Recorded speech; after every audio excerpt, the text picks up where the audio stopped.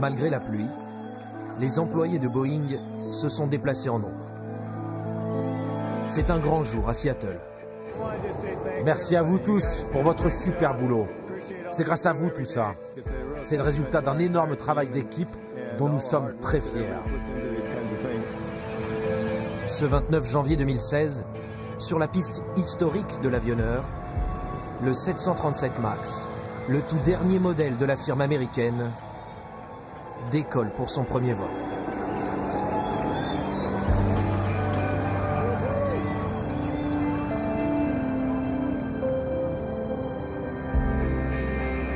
À l'atterrissage, des pilotes tout droit sortis du film Top Gun. L'inauguration est un succès.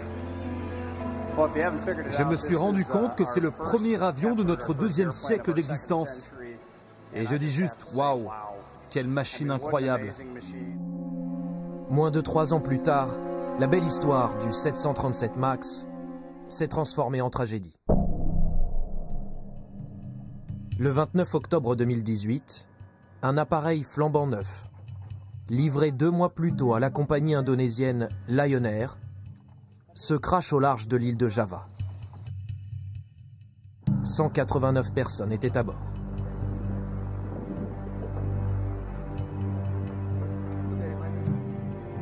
Cinq mois plus tard, en Afrique de l'Est, le vol 302 d'Ethiopian Airlines à destination de Nairobi s'écrase 6 minutes à peine après son décollage.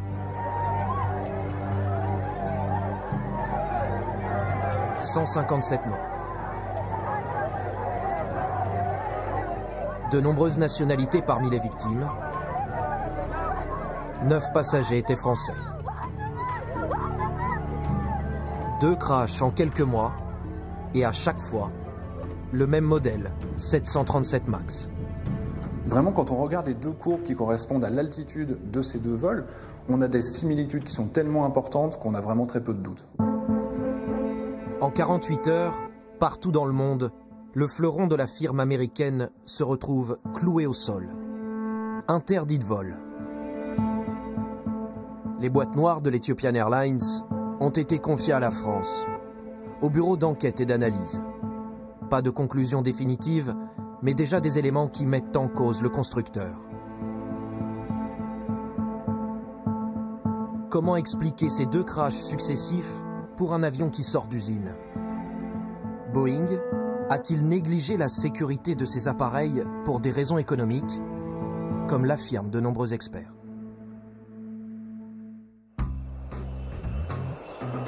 Le Boeing 737, c'est avant tout l'appareil le plus vendu au monde.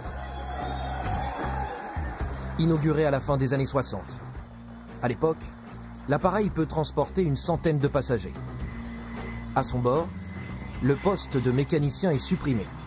Plus moderne, plus performant, l'avion bouleverse le marché de l'aviation civile. À Air France, comme à Lufthansa, on sait depuis longtemps que la solution miracle s'appelle Boeing 737, un avion moderne, parfaitement adapté aux courtes étapes et aux faibles flots de trafic. 50 ans plus tard, le 737 est devenu un mythe. 10 000 appareils construits, le symbole d'une réussite commerciale.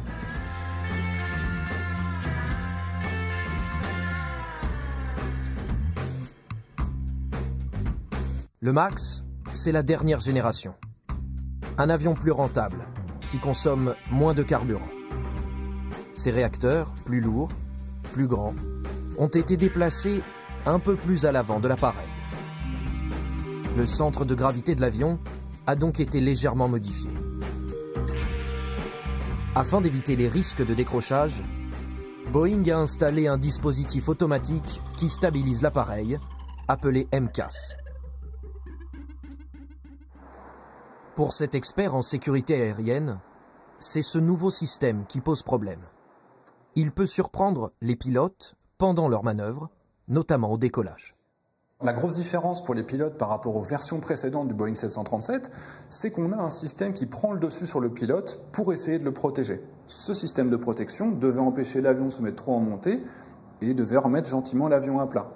Le problème, c'est que ce système n'est basé que sur une seule sonde, et ce système, quand il se trompe, Il considère que cette sonde est la bonne puisqu'il n'a pas d'autre référence et il va par erreur commencer à se mettre progressivement en descente alors que ça n'aurait pas été nécessaire. C'est exactement ce qu'il s'est produit à bord du Lion Air. Le 29 octobre, au petit matin, les passagers embarquent à bord d'un appareil comme celui-ci. À 6h20, l'avion quitte l'aéroport de Jakarta, direction l'île de Bangka. Moins de 2 minutes après le décollage, les pilotes signalent un premier problème. Ils n'arrivent pas à maîtriser leur avion, qui perd de l'altitude. Ils ne le savent pas, mais le système MCAS, renseigné par une sonde défectueuse, vient de se déclencher automatiquement et oblige l'avion à descendre. D'après la courbe d'altitude, c'est le début d'une lutte entre les pilotes et la machine. Elle va durer plus de 10 minutes. Dans le cockpit, reconstitué grâce à ce simulateur, l'instrument qui permet aux pilotes de stabiliser manuellement leur avion, c'est cette roue. Mais impossible de l'arrêter. Les pilotes du Lion Air, à partir du moment où le système s'active et se met en descente, ils vont conduire un certain nombre d'actions. Ils vont essayer de mettre la main sur cette roue qui est en train de se dérouler. Ils vont tirer sur leur manche. Ils vont activer le système sur leurs doigts qui leur permet justement de compenser cette roue et de la faire tourner dans l'autre sens. Mais immanquablement, le système recommence à se mettre en descente. Et cette roue recommence à rouler et à mettre l'avion en piqué. Après 12 minutes de vol, l'avion se crache dans l'océan. Pourquoi des pilotes expérimentés n'ont-ils pas réussi à désactiver ce système MCAS? Selon cet expert, ils n'étaient tout simplement pas au courant de son existence. Et lorsqu'on a mis en place ce système de protection MCAS, ils n'en ont pas été informés. C'est-à-dire qu'ils se sont retrouvés avec une situation dans laquelle ils ont leur avion qui se met en descente, ils ne savent pas que c'est une protection, ils ne savent pas que l'avion est en train de se tromper et de les protéger par erreur, et donc ils ne savent pas qu'ils doivent contrer leur appareil et déconnecter ces automatismes. Après le crash du Lion Air, Boeing se contente d'une note de recommandation envoyée à tous les pilotes de 737. La FAA, l'Agence fédérale de l'aviation civile, publie elle aussi au mois de novembre une mise en garde. Si le système de commande de vol reçoit un signal d'entrée erroné, il y a un risque de piqué répété. Si cette situation n'est pas corrigée, elle rend difficile la maîtrise de l'avion pour les pilotes. L'avion peut perdre de l'altitude de façon importante jusqu'à l'impact avec le sol. Nous avons pu nous entretenir avec l'un des rares pilotes français de 737 MAX. Il travaille pour une compagnie étrangère. Vous avez les compétences pour le faire. Comme de nombreux pilotes, il ne comprend pas pourquoi cet avertissement est arrivé si tard. Quand j'ai lu cette note, je me suis dit que c'était une panne très critique parce qu'elle va arriver près du sol au décollage, au moment où l'équipage est vraiment occupé. C'est-à-dire on a beaucoup de choses à faire à ce moment-là du vol, on décolle. On a des manipulations à faire sur l'avion pour rentrer les volets, rentrer le train d'atterrissage. Et on se dit, si ça arrive maintenant, c'est le pire moment finalement pour que ça arrive. Donc cette note, elle était la bienvenue, mais elle n'était pas rassurante. Ce pilote nous confirme que dans son manuel de bord, à aucun moment, le système MCAS n'est mentionné. Il a le sentiment d'avoir été trahi par Boeing. C'est incroyable que dans le design, autant que dans la documentation qui est fournie avec l'avion, on n'ait aucune information là-dessus. Ça, c'est pas criminel, mais presque, quoi. C'est juste ajouter quelques pages et peut-être une procédure ou deux pour gérer le système. C'est pas non plus quelque chose d'insurmontable. Et c'est là où on en revient au problème économique du développement du C-37.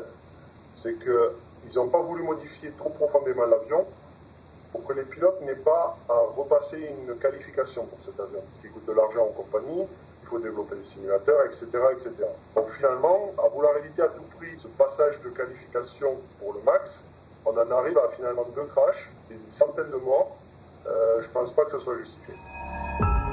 Des accusations relayées par d'autres pilotes. Boeing n'a pas souhaité répondre à nos questions, mais affirme dans un communiqué tout mettre en œuvre pour améliorer son système. À Chicago, Non loin du siège social de la firme américaine, ce cabinet d'avocats est spécialisé dans les accidents aériens. Thomas Demetrio défend l'une des familles de victimes du Lion Air. Il a porté plainte contre Boeing.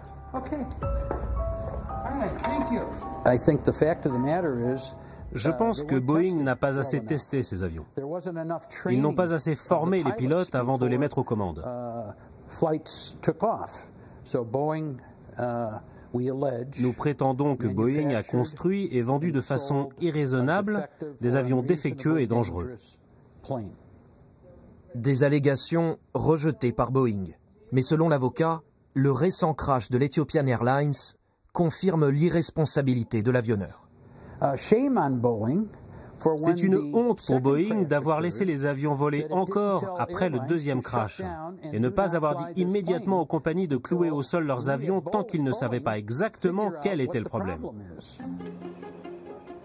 2 jours après l'accident en Éthiopie, l'Europe, l'Australie, la Chine et le reste du monde ferment leur espace aérien au 737 MAX.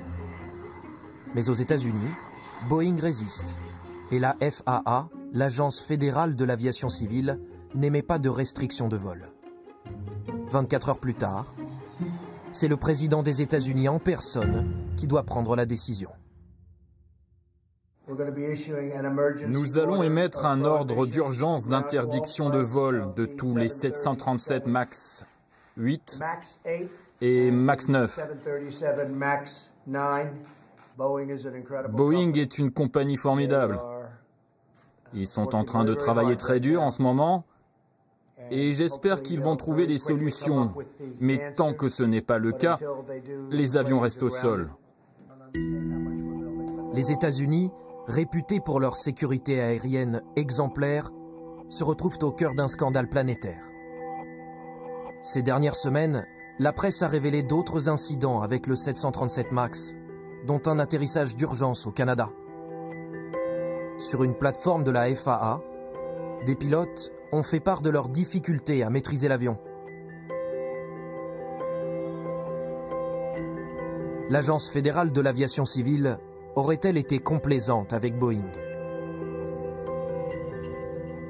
Pour ce juriste spécialisé en aéronautique, la pression financière a influencé ses choix.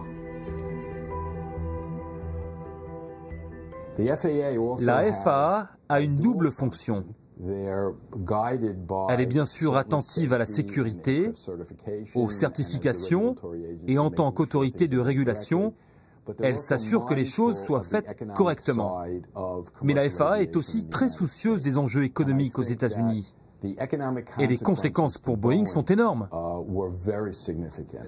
Si cet avion est immobilisé pendant 2 ou 3 mois, la facture pour Boeing sera de 1 à 5 milliards de dollars. Selon Arthur Rosenberg, dans l'affaire des 737 MAX, l'Agence fédérale de l'aviation civile serait juge et partie. La FAA a désigné des employés de Boeing à qui elle délègue son autorité. Vous avez donc des employés de Boeing dont le salaire à la fin du mois est payé par Boeing. Des employés qui sont soumis aux pressions commerciales et à la concurrence et qui agissent au nom de l'Agence fédérale de l'aviation civile pour des missions aussi importantes que certifier des avions. C'est une relation complètement incestueuse qui, je pense, sera au cœur des 3 enquêtes en cours. L'Agence fédérale et Boeing affirment que la certification du 737 MAX est conforme à la réglementation. Fait rare aux États-Unis, une enquête criminelle a été ouverte. Elle doit déterminer dans quelles circonstances l'avion a été développé.